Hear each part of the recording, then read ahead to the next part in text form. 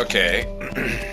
It's still the same. I'm sitting in the same chair. It's like 10 minutes after the previous lecture I just gave, and I'm trying to knock this stuff out because I got another class that I have to put together, and I have to scan all the documents and finish choosing all the texts and write up summaries and all this stuff in the next couple of weeks. So I'm trying to get these lectures done. Okay, this is a lecture about the text written by Subcomandante Marcos of the Zapatistas, who probably way back in his life used to be called Rafael Guillen, called The Fourth World War Has Begun. And I'm basically just going to lay out what he says in that document. This used to be the last document that I used in the class, because though it is written in 1999, which to some of you, because you're young, seems like a long time ago, to me it sounds like the present.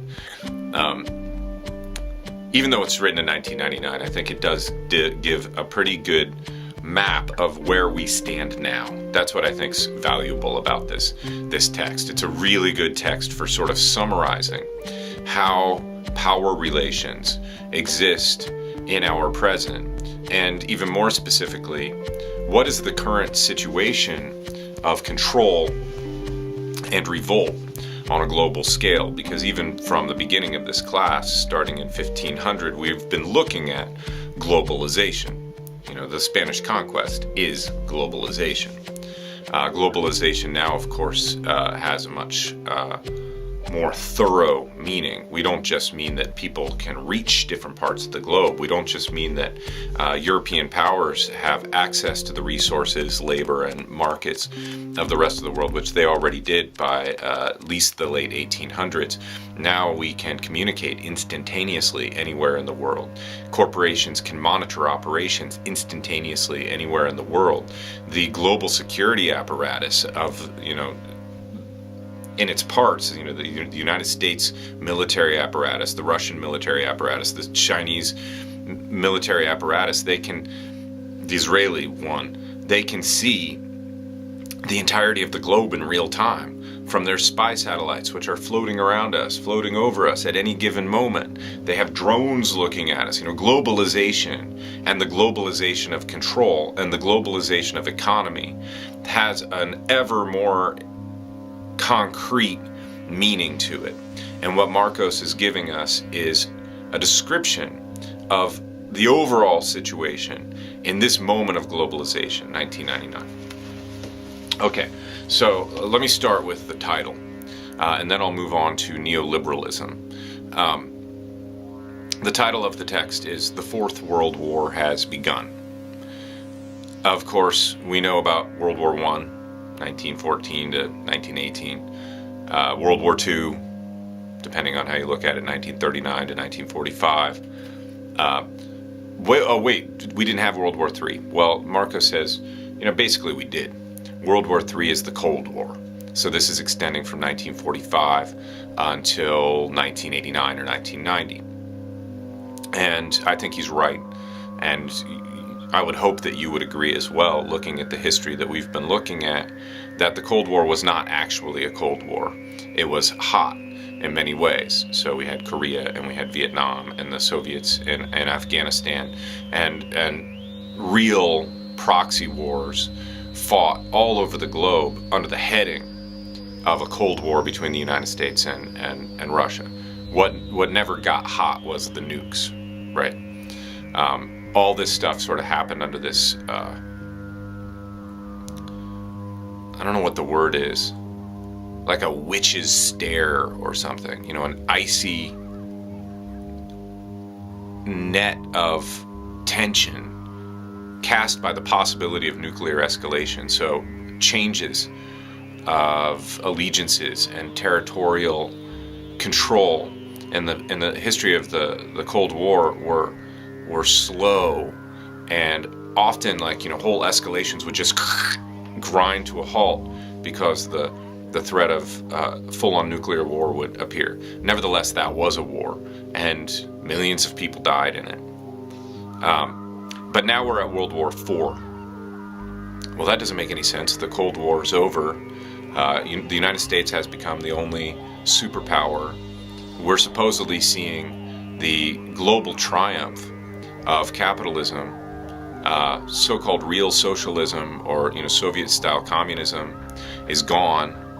Even Chinese communism has turned itself into an interesting hybrid where China is one of maybe the largest player within global capitalism, even while remaining nominally communist in certain respects. There's a whole lot of privatization really going on in China as it turns previously state-controlled production facilities into privately owned and run facilities, often taking party personnel and turning them into capitalists, etc. But supposedly we're past all this, right? Like, we could go back to Francis Fukuyama and say, history's already ended. How can we be talking about World War IV? Well, this global mopping up operation on the part of capitalism, that is what Marcos is calling World War IV. So another name for World War IV is neoliberalism. And he wants to point out this is really a war too. Now, it uses weapons that have not been seen before. The one that he talks about is the finance bomb. And what he's really talking about is the complex processes of the offering of loans by the IMF, the integration of whole nations into an international credit system, and then the utter devastation of the entirety of the infrastructure and pattern of life of that nation under the guidance of the IMF. This is stuff that really does happen. But we should also be aware of, counterinsurgency and terrorist fighting all over the face of the earth. World War IV is also a bloody war. But another name for it is neoliberalism. So let's move on from there.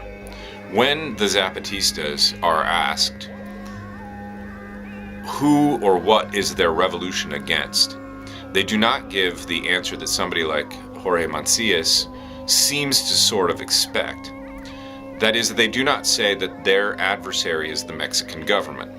The classic Marxist-Leninist objective for a revolution was, of course, to take over state power.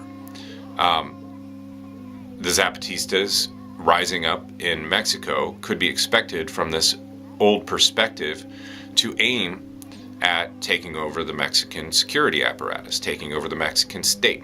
That is, however, not actually their objective. I would say that they are involved in building a dual power situation, similar to what we'll see in Rojava.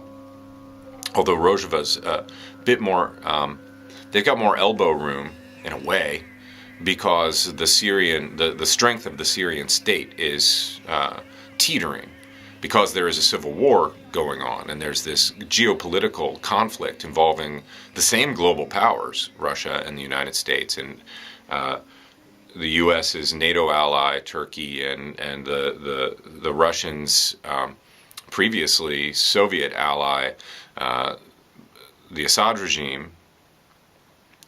Because of this large network of interlocking powers, there's a tiny power vacuum in Rojava which they've been able to fill. Anyway, dual power, meaning they're trying to build a community-based, directly democratic, economically egalitarian, etc. Well, in Rojava they would call it a democratic confederalist situation, and in the Zapatista territory they would probably call it, autonomous, an autonomous network, something like that. Anyway, they're engaged in an attempt to supplant the power of the state, not to grab it and hold it. And the Marcos and the Zapatistas say specifically it is not the Mexican government that is their enemy. In fact, they claim to be supporters of the integrity of the Mexican nation state, though they know that they are at war with the Mexican army. And of course, the Mexican army is tied up with the cartels, and also with the North American, the United States intelligence apparatus and the DEA and all this kind of stuff. So the Mexican army is not just the Mexican army, it's all these other bigger forces. So when asked what they are fighting against, the answer is neoliberalism. So the first question I would like to ask and answer is, okay, what's neoliberalism? Simple answer. Oh, first of all, I should have thought about this before. There's a beautiful book, which I'm going to use. Oh yeah, I'm going to use it somewhat for my class next semester. Here it is, by David Harvey, that is called A Brief History of Neoliberalism. You want to think about this stuff, I totally recommend that book. It's really good. And it talks about China in particular, China and Russia's integration into neoliberalism. What is neoliberalism? Neoliberalism, on the broadest definition, is the contemporary form of global capitalism. That's what capitalism has become now. And if you really wanted to get into this, you'd probably have to see that capitalism takes different forms through time. It's continually evolving, but that's also adapting to historical and local circumstances of resistance. So what we have as capitalism now is not what we always had as capitalism. It didn't always look like this. It has certain genetic distinctive elements which always remain the same. You know, the profit gathering. There's no capitalism without the generation of profit. There's also no capitalism without the concentration of profit into smaller and smaller groups of people. So there is a continuity. We can call it capitalism at these different points, but you know, in the late 1700s, when we see the rise of capitalism, although I would argue that, you know, its seeds are beginning 100, 200 years before that, capitalism was a system rooted in quite a wide range of merchant practices. By the 1800s, with industrialization, capitalism came to be rooted in a certain small set of industrial robber barons, at least by the end of the 1800s. The way that Lenin analyzes this, he says in the middle of the 1800s there was a sort of period of competition, and at this point some of the ideology that goes along with capitalism, which says that capitalism and competition on a free market are identical.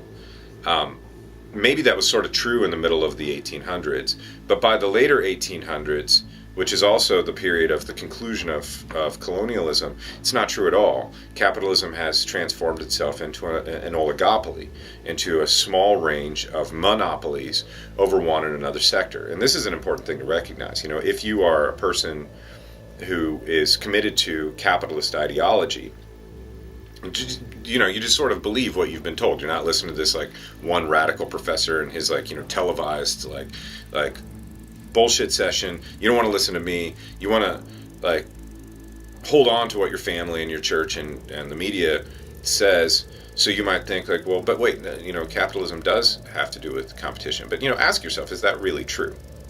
Is it really true that there are multiple competitors for, say, like internet distribution of, you know, like digital documents? Of course it's not. You know, there's fewer and fewer, and so it looks like, you know, capitalism is changing historically. And first it becomes industrial monopolies, and then there's a shift, probably at the end of the 1800s into the 1900s, where the center of power stops being people like the Rockefellers and the Carnegies. Of course, they're dead set, so they have insane power on a local basis for a long period of time. But they're old school because their empires were based on single industries, you know, railroads or steel or oil. By the 20th century, capitalism is turning into financial capitalism. It's banks and holding systems of banks.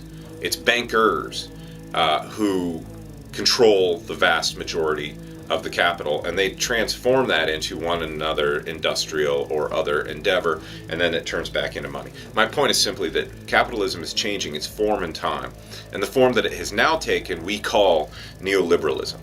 So I'm just going to like sort of work through this list, which I just derived from Marco's text, about what neoliberalism involves. What does the form that capitalism has taken in our day, what does it look like? What are its distinctive features? So here are some of them. Let's see. Generally speaking, neoliberalism involves the systematic preference of the economic over the social. We shut down welfare programs. We open up the Arctic to drilling. We defund schools. We go to war. All for the sake of the so-called markets. And this is, we've heard this so much that it almost doesn't sound weird, although I suppose if you pause to reflect on it, it ought to. That we don't know what the fuck the markets are. I mean, have you ever run into a market on the street? And a market is, to some extent, an abstract thing. And when people tell us the market demands this or demands that, it's always somebody telling us that. It's not just us recognizing it. A market is, to some extent, an abstract thing, to some extent, a mathematical thing, although it has a concrete reference, the distribution of goods or the setting up of people to be able to pay for goods. But that seems like a small section of human life. And yet we have found ourselves in a situation, we now find ourselves in a situation where whole wars are carried out because that's what the markets demand. Whole cities, Detroit in particular, are just totally wrecked. Or look at Flint, Michigan, which is right there, because of what the markets demand. Labor is outsourced away from the United States to cheaper places where they will be violently prevented from unionizing. And though this pisses off people in the middle of the country, and this comes back to one of the things that I think Trump actually picked up on, the disenfranchisement and the anger of people in the middle of the country as their livelihoods and the prosperity of their situations just go to hell. Why they would then go and vote for the billionaire, as if the billionaire is going to solve anything for them, that's another question. But all that stuff happens. Detroit becomes a wasteland because the markets demand it. And while people in Detroit may have been pissed off about it, no government action, no large-scale popular action prevented that kind of thing from happening because we seem to be resigned. And I guess the point here would be that, as capitalism takes different forms, as different varieties of economic activity go on, it's a sort of natural coincidental process. Coincidental's too light. A correlated process, a parallel process, where an ideology is generated that says, well, whatever's happening now is what is natural and what has to happen. So we've been surrounded by this ideology so much that we're used to hearing, well, that's what the market demands. That's what's good for the economy. And we privilege the economy over what is necessary socially, what is necessary for bodies to live, what is necessary for humans to prosper. All that shit doesn't matter. And it even sounds backwards when I talk about it. It sounds idealistic, right? And when I talk about what the economy needs, it sounds like kind of, pragmatic and concrete and hardcore. This is a reflection of the ideological structure which accompanies neoliberalism. And so we are included in this process in part by being convinced that the economy needs to drive everything. What's happening under neoliberalization? Everything is being privatized. And specifically, if you think about like the 20th century in the United States, and then think about the 20th century in, say, Africa, Northern Africa, and the Middle East. Let's start in the U.S. In the U.S., we have the Great Depression, this massive labor movement, which pushes the New Deal, which establishes a whole bunch of work programs and welfare programs and educational programs, things that hadn't existed before. Through the 1940s and 1950s, the labor movement is defanged, it's decommunized, it's de-leftized. But there's a model, and I was talking about the forms that capitalism has gone through. I sort of skipped things because I was speaking roughly. There's a model that becomes dominant from the 1950s till the 1970s, which is called Fordism, after Ford Motor Company. And what's his name? The Nazi, Mr. Ford. He literally was a Hitler supporter. But he had the novel idea, important economic idea, that, yeah, you want to extract profit from your workers So you want to pay them as little as possible.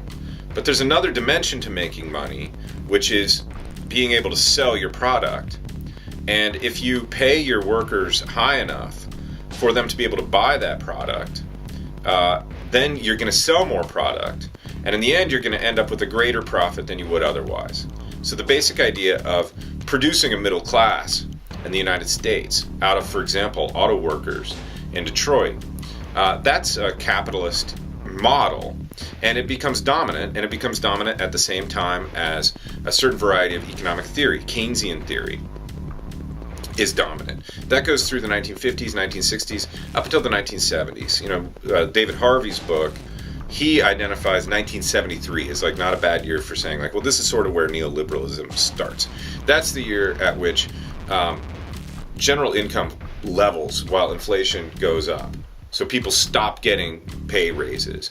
And I was talking about privatization. Everything gets privatized, right? So through this period, through the New Deal, the World War II, the Fordist period, there had been a lot of buildup of social programs in the United States. There had been a buildup of the middle class in the United States. Now, it's important to recognize that all that wealth which was being concentrated here was being extracted from elsewhere in the rest of the world.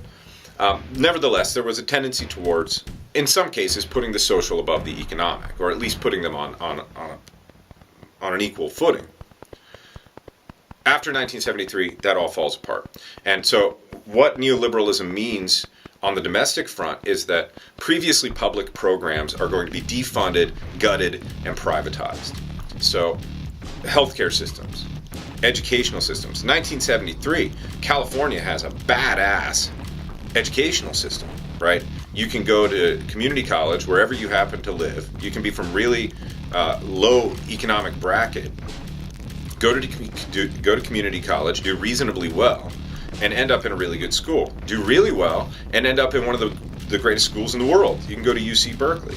The integration of California's community colleges, Cal States, and UCs is a pretty impressive social accomplishment. Well, that's been backed off systematically. It's been defunded and defunded and defunded and attacked in all kinds of ways over the past 40 years.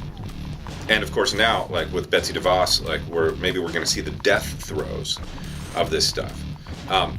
Since I'm talking about education, I mean the general point is domestically, things that were public, funds that were used for public good, are increasingly privatized. Public funds are increasingly pulled into corporate bank accounts. What was I going to say about education? Oh shit, now I don't remember. Never mind. Precarity. A typical feature of neoliberalism is the precarization of labor. That's a weird word. The making precarious of labor. Meaning that, say like 1959, 1961, you were a worker in Detroit. You could sort of expect to stay with Ford or GM or whichever company for your entire life. Now, of course, there were like harder situations for black people, but at least there was some degree of job security for a whole lot of people. Nowadays, the preferred model for hiring people is not to make them an employee, give them health care, give them a pension. And now, of course, like as these different towns go bankrupt, etc., pension funds are just like, they just take them away from you. You lived your whole life being a cop or being a firefighter, being a city employee, and like you're ready to retire, and now they're like, oh, sorry, we can't give you that money. It's your money, but it's not your money anymore. We have to take that stuff to pay off debts, so it goes into banks. And the preferred model of employment now is contractors and subcontractors. So that's what I am in this class. That's what 70 to 75% of all college professors are in the United States. We are part-time. We're nominally part-time labor. They make us be part-time so that they don't have to pay us benefits. Now, at the Cal States, it's actually a bit better because we have a union, pretty strong union. And if I keep a certain threshold of classes, which is hard to do, especially when they axe my department because they don't need the humanities anymore, And that's something that happens in education. Neoliberalism in education means systematic dismantling of the liberal arts. People don't want you to think about history. They don't want you to just develop people. Capital doesn't want you to develop a critical intelligence to be able to evaluate your situation and understand who the power players are and decide whether they're actually acting in your interest. This kind of shit that you can learn by studying philosophy and history and literature and all that. They don't want that, so they're canning all that stuff. And then generally they're turning labor, where labor used to be, had a decent job that you could count on. People always pick on tenure in academia as if it was this outlandishly secure thing. That's kind of bullshit. It really just means that a tenured professor can't get fired without just cause, which is basically what you would hope for any reasonable job position, right? Well, all this stuff is being phased out, and in academia, part of the phasing out has to do with mocking tenure as if it were a ridiculous perk that nobody deserves. Well, not only do they not deserve it, but we don't fucking have it anymore. So, and let's go back to the general picture. Jobs become more precarious. There's less health plans, less job security. People are increasingly working part-time jobs in a whole bunch of different places. People are floating around. Capital likes this. Neoliberalism likes this. It's a flexible workforce, which it can do with as it wants, which is really hard to unionize. It's hard to unionize adjuncts because we all work at a whole bunch of different schools. How are we going to unionize when we never even meet one another? That's really useful from an employer perspective, right? Neoliberalism involves precarity in general. So I said, think about what it means domestically. Domestically, it means that public things, public lands, national parks are being privatized. So let's open up the national parks to more and more oil drilling. Let's shrink the size of the parks so that this is all the stuff that the Trump administration is doing under that horrible bastard, Scott Pruitt, who worked for frackers for his whole career and has been suing the EPA for his entire life, and now is nominally the head of it. So, what's happening under Trump is also what happened probably under Obama and clearly under Bush 2, and that is that the institutions previously put in place to safeguard the public good and public resources are now being dismantled from within.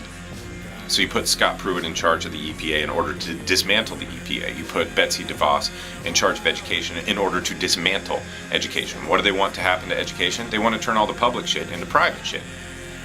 Why? Well, because then that money that was previously, that tax money that was previously going into the schools can now go into private corporations like National University and all the online schools and then charter schools and Christian schools. In the case of Betsy DeVos, that's her big thing. This is what happens domestically. Now think about, I said, also think if you want to understand neoliberalism and the general privatization of public things, you should think about Africa, North Africa and the Middle East. Let's just look specifically at the state socialist regimes that were put in place in the course of decolonization. You can take Algeria is not a bad example. Egypt is a pretty easy one. I would say that the Syrian conflict has to do with this too. Take Egypt. In Egypt, in the 1950s, there was independence movement, which sought to extract itself from northern capitalistic neo-colonial control, especially under this charismatic figure named Nasser. And Nasser worked out a coalition of different nations, including Syria and Iraq, and I think Jordan and Egypt.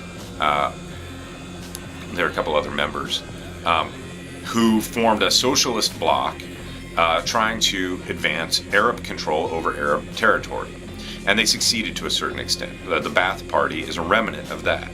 So the Ba'ath Party in Iraq, the Ba'ath Party in Syria, stems from Arab nationalism. And it's a form that state socialization and decolonization took in that part of the world. And so what they did was they nationalized a whole bunch of resources.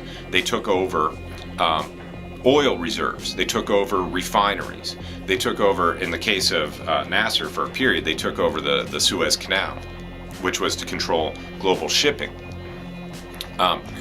And they did a whole bunch of socialist things. They set up big education systems. They set up big healthcare systems. A lot of people don't know that prior to 1990, if you were sick in the Middle East and you needed to go somewhere for a specialist, somewhere that had like fancy equipment and stuff, you would go to Iraq. So Saddam Hussein's Iraq was actually a haven for medical treatment.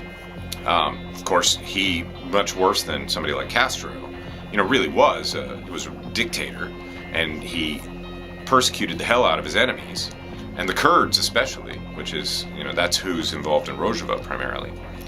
But at the same time, they did construct a socialist world where lots of the resources, the national resources, were used for the national population. Go back to Egypt, large housing systems, guarantee of housing to Egyptian citizens.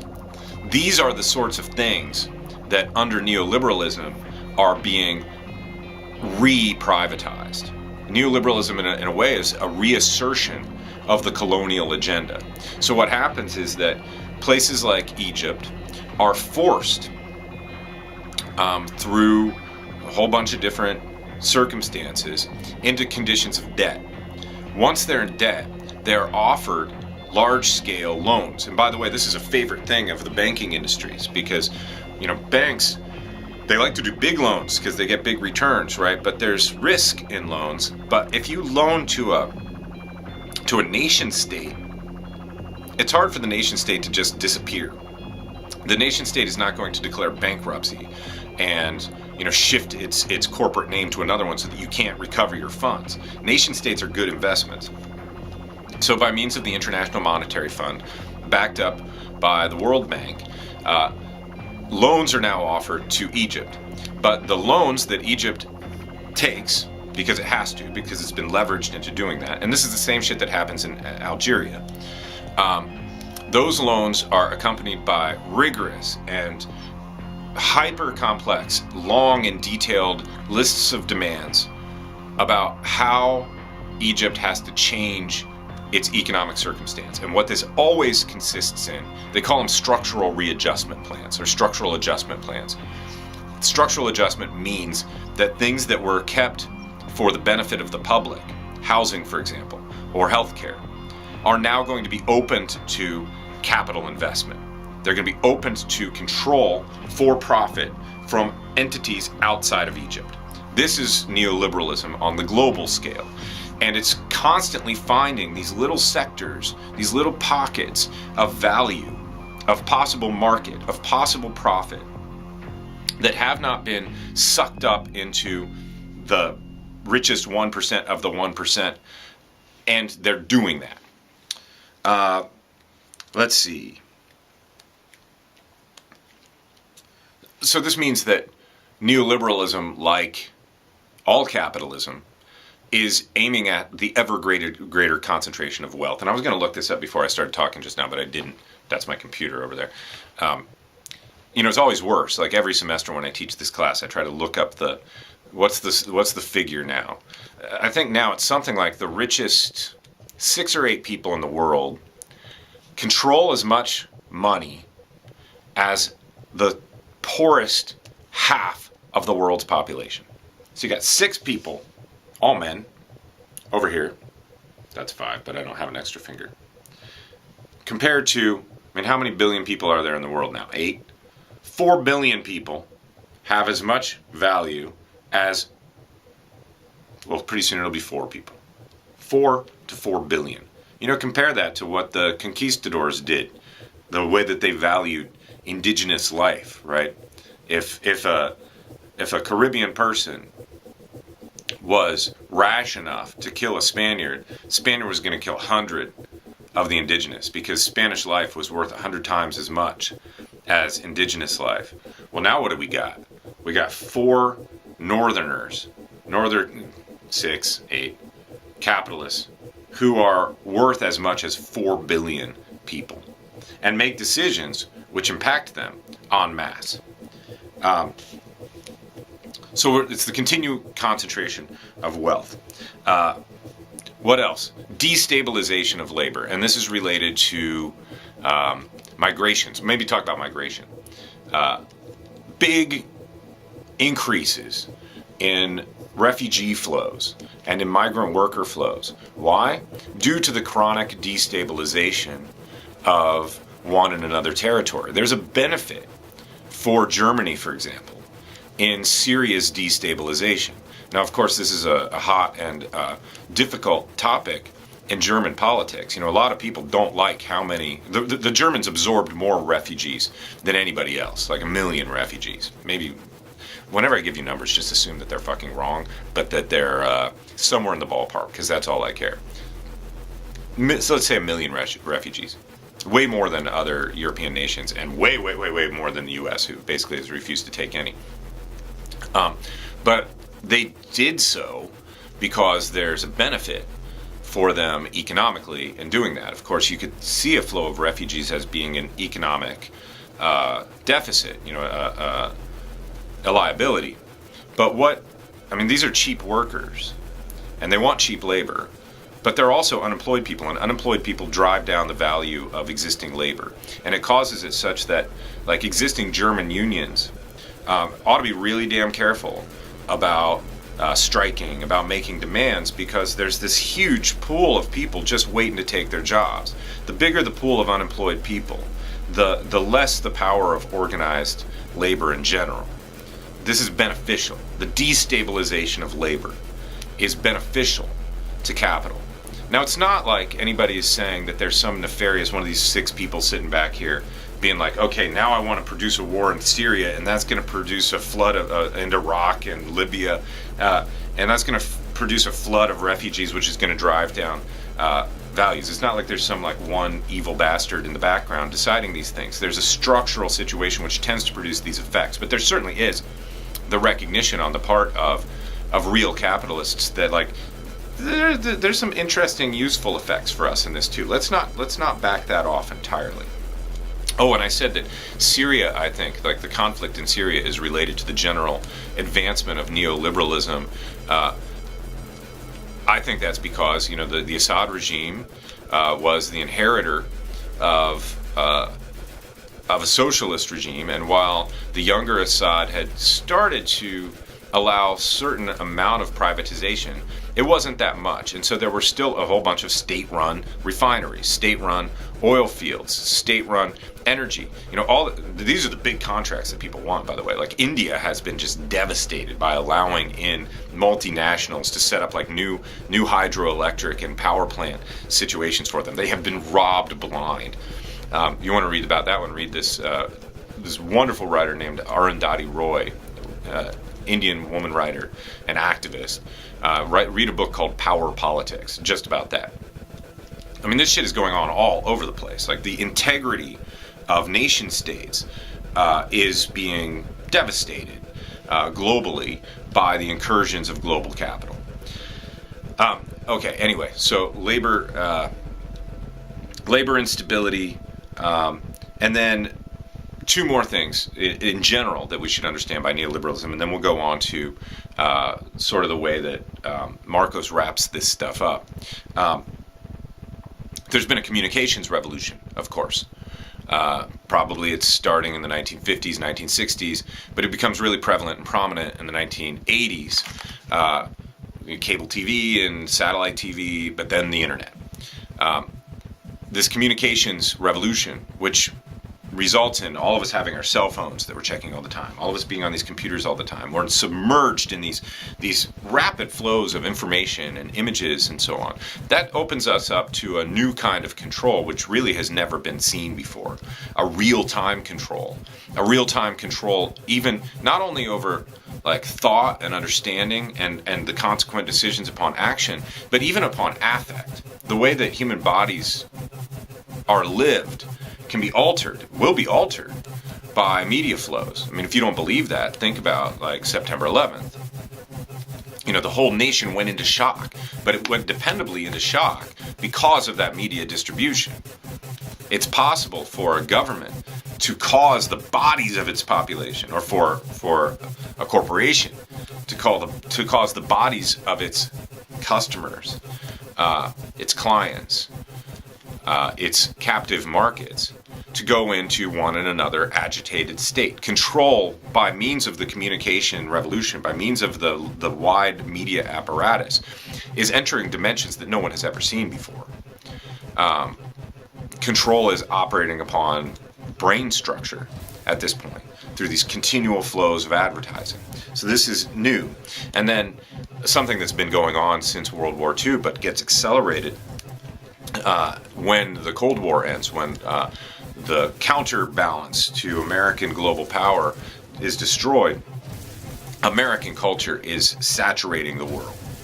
Our values, our shows, our stupid jokes, our stereotypes, our racist ideas, our sports, our video games, they're saturating the globe. This is what Marcos says is neoliberalism.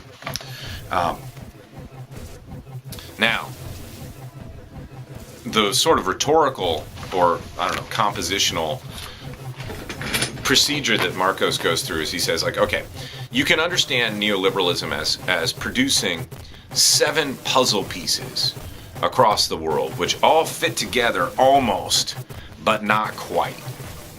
And here's his list. He's like, okay, so, and we're still listing off basically typical features of neoliberalism, but more generally, because of how Marcos ends, we could also say we're describing generally how the situation of control and resistance on a global scale exists right now. And what's the structure? How is power structured globally? First of all, an ever-increasing gap between the rich and the poor.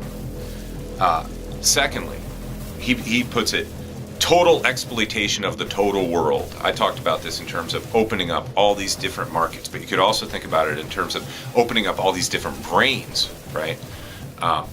Think about, like, you know, what's actually going on when people study advertising on websites, you know, these little pop-up icons and stuff. Like, we're now at the level where we're trying to control attention, we're trying to draw attention on the basis of these digital media platforms for seconds at a time in order to produce mnemonic pattern recognition and future buying tendencies. That's operation upon the neural system, upon the nervous system.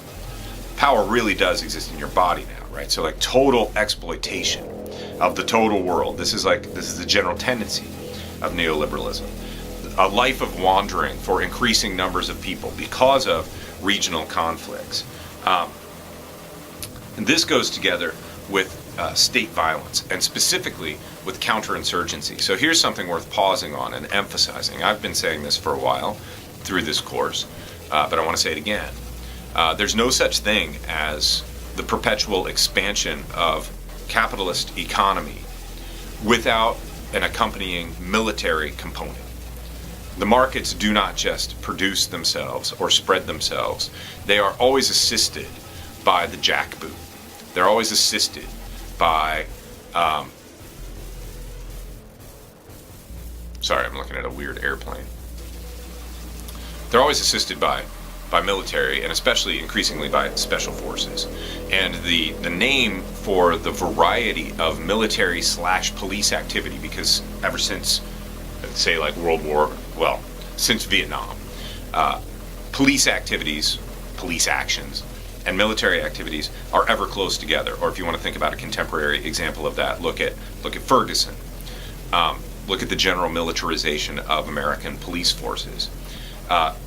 The technique which is employed and deployed primarily by military and police agencies is called counterinsurgency.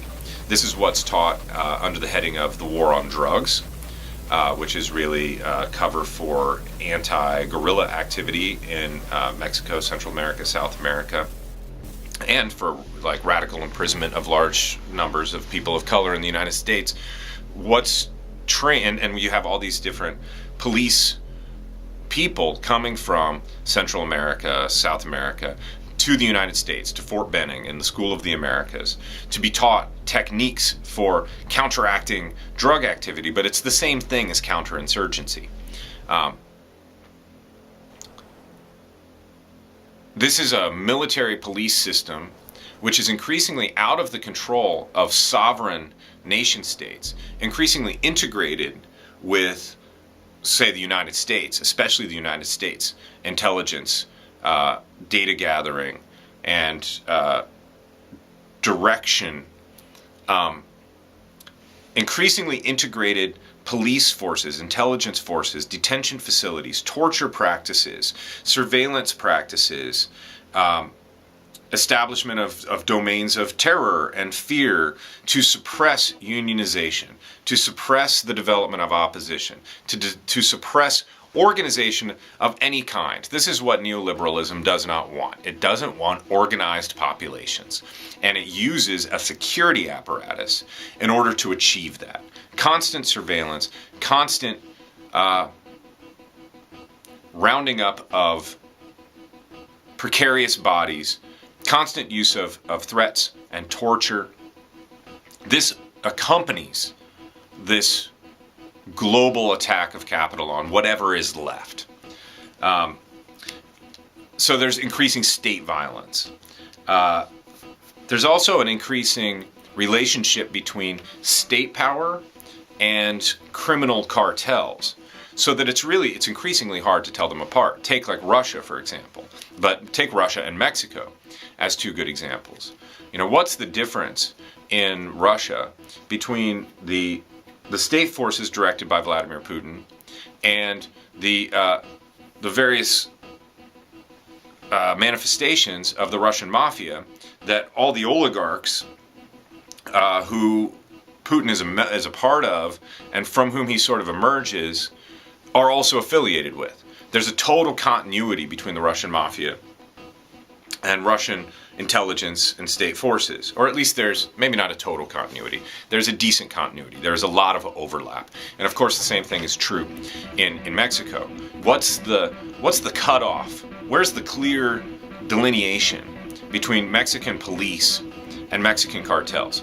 Well, there isn't one, because the cartels control the police. What's the difference between the Mexican legislative and executive personnel and the cartels? Well, there isn't one. Now, they're different things, but they totally overlap because the cartels have figured out how to infiltrate, how to integrate themselves into the government apparatus. But this is not just accomplished because of corruption in Mexico. This is not just because the cartels have gotten too strong and they need to be suppressed. Thank God the U.S. is here to bomb some shit. No. They became powerful because they worked together with the CIA and the DEA and Mexican army to suppress leftist guerrilla groups. You want to learn that stuff, and go watch like the endless series available on Netflix about like Pablo Escobar. I mean, that's true. The secret services, the intelligence apparatuses, the intelligence dimensions, and special forces dimensions of militaries have historically been working across South and Central America with organized crime. And typically, they prefer organized crime to leftist groups. And they use their connection with organized crime in order. This is just another variety of like picking some vigilantes, right? Hey, man, the cartels have got some serious infrastructure in place. They have some trained people who know how to use violence. Why don't we just use them? So there's an increasing overlap between these. Marcos specifically talks about the overlap financially speaking. He's like, look at, tax havens. Go to like the Cayman Islands or something, where there are more bank accounts than there are people. Who is it that flies into those airports and hangs out at these like posh bars and restaurants in order to deal with their accountants and shit? Well, it's super wealthy capitalists. I mean, places like Facebook and Microsoft. They like to put their money somewhere where the U.S. can't tax it because they want to keep that money for themselves. And people from Russia, the oligarchs from Russia, but also the cartels from Russia, and also the cartels from South America. They all intermingle there. Oh, and who else? global intelligence services, the Mossad, and MI6, and all these people actually interact there. And it's not just that would make for like a good action movie, which clearly it would. I love spy movies and shit like that. It's that like it provides a window into the real composition of power at this point in history. There's really no difference between illegitimate power and legitimate power. It's all the same power. It's all corporate/cartel power. It's all the power of capital. And capital at this point in history is merciless. And then lastly, what Marcos refers to, I'm still just detailing, what is neoliberalism? What is the enemy that the Zapatistas think they're fighting, that they think that we all need to fight, that I think we need to fight? Neoliberalism is the answer. And the second to last thing here is what he calls the mystery of megapolitics. Megapolitics meaning politics that extends beyond the scope of the nation state. And mystery because we don't get to see how it works. It has nothing to do with democracy. Its actual maneuvers are never present within the media because it owns, the actors own the media. I mean, the next time you think that you can just find your news easily by just turning on CNN or whatever, think again. The owners of CNN are integrated with all the other owners, and there are certain things those owners are not going to share with you, especially things that might lead you to organize and offer resistance.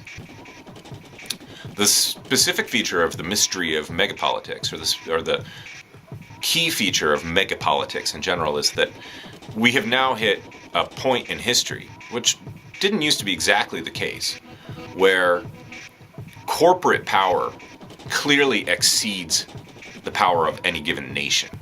Even in the United States, the most powerful military nation in the world, maybe China's more powerful economically at this point. Even in the United States, the interests of corporations clearly go beyond the power. The power of corporations goes beyond the power of Washington, D.C. And I'd say it goes beyond the power of the Pentagon, but really things are more complicated than that, because Donald Rumsfeld pulled a neoliberal trick on the Pentagon where he turned it into a hollow corporation. He gutted out. It used to be that if you were in the Army, one of the jobs that you could get while you were overseas was to work KP, to work in the food facilities. Under Rumsfeld, all that stuff gets turned over to corporations. So even the United States military gets turned into a market for practicing pharmaceutical use and all this kind of stuff. The corporations are more powerful than the governments, and they've been taking over the governments. And so what happens in national politics, this media-immersed, docile, fearful, precarious population is submerged in this narrative, this big drumbeat about, are we going to vote for Hillary or are we going to vote for Donald? But the truth is that whoever it is that gets into office, they will be nothing but a dwarf. This is the way that Marcos talks about it. They are the dwarves of capital. And I think we're supposed to picture like Snow White and the Seven Dwarves, right? I don't think he means to be like making jokes again. So the camera just did some weird shit, and I hope that I didn't miss any of that lecture. So if like this, well, I guess I'll have to edit it, right? So it won't look weird to you, hopefully. But I thought I was just at the very end of my talk. And what I was saying was that although we're all swept up in these domestic dramas, Hillary versus Donald, and Macron versus, I forget the French candidates, particular populations immersed in their media bubbles get all worked up about what's going to happen. But the truth is that whether it's Hillary or Donald who comes into office, they will ultimately be doing the interests of the global corporations, of the most concentrated pockets of capital, because those pockets of capital are now in charge of the world, and their power has exceeded the power of any given nation state. Okay, lastly, number 7, puzzle piece number 7. And remember, he says These puzzle pieces don't fit together, and that's the problem. That's a reference to Marxist theory and the whole thing about contradictions that I talked about a couple of lectures ago. Like, the shit doesn't fit together. The system is not rational. Everything is not working smoothly. We do not know that it is all going to turn out fine. Shit is fucked up, and we had probably better do something about it. So puzzle piece number 7 is the answer to all of this stuff, but it's only the beginning of an answer. Marcos doesn't have a full answer, but he has the beginning of an answer, and it sounds like he has something of a faith. Now, this is 1999. And he says, number 7, and he also describes this as a feature of neoliberalism, is that neoliberalism generates its own resistance. It generates what Marcos refers to as pockets of resistance. And I think this is important to wrap up on. The Zapatistas understand themselves as revolting not against the Mexican government, but against neoliberalism, against the contemporary form of global capitalism. And they are one among many pockets engaged in the same fight against the same enemy. So the people who get in contact with the Zapatistas and organize this massive opposition to the World Trade Organization in Seattle in 1999, which leads to what's called the Battle of Seattle. It's the first massive protest in the anti-globalization movement, and it's the only one to have succeeded in really shutting down the procedures of the WTO. Those people composed, in a way, one more pocket, but in reality, many, many more pockets of resistance. Like, so if you look at the anti-globalization movement, you'll see that especially look at Seattle, 1999. It was composed of labor unions, some mainstream, some more radical, anarchist groups. The IWW is, in large part reborn out of this movement. But then there's environmental activists, there's gay rights activists, there's indigenous activists. So all these different groups, and that's just a short list, all these different groups have in common that they are forced into positions of precarity. They are attacked in a whole bunch of different ways, depending on their local conditions, by neoliberalism, immigrant rights groups. And the way that Marcos thinks about it is, it sounds like he has hope for some form of global revolution, but that global revolution is no longer imagined as the Marxist one, where everybody's going to be got into line.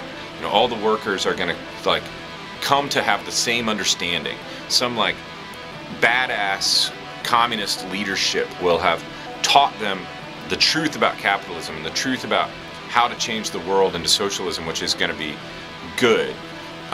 It's not that model anymore, where there's going to be a last battle and we're going to shoot it out with them. That is not the model. And this is not to say that Marcos is not supporting full-on guerrilla movements elsewhere. He is. He's still of the tradition of Che Guevara. But he's saying that necessarily neoliberalism produces all these different pockets of resistance, and each one of these pockets has to resist in its own way, according to its own conditions, according to the abilities and the needs of the members of its own group. And this is sort of his concluding statement, and I would just have you recognize this again matches, at least very generally, the anarchist model for organization, for social economic organization. You have a whole bunch of different autonomous groups which are totally free to conduct themselves as they see fit. And then these groups can't survive by themselves. Go read Peter Kropotkin. He knew this in 1880, 1890. They can't survive by themselves. They have to put themselves in relationship with one another. Thus, the Zapatistas surviving because of their connection with AIDS activists in New York in the early 1990s. these kinds of networks, which are facilitated by the Zapatista Encuentros, that's what they're trying to do. It's similar to the sorts of gatherings that Che Guevara and Franz Fanon attended in the period of decolonization. They're trying to calibrate opposition to global capitalism. That's it.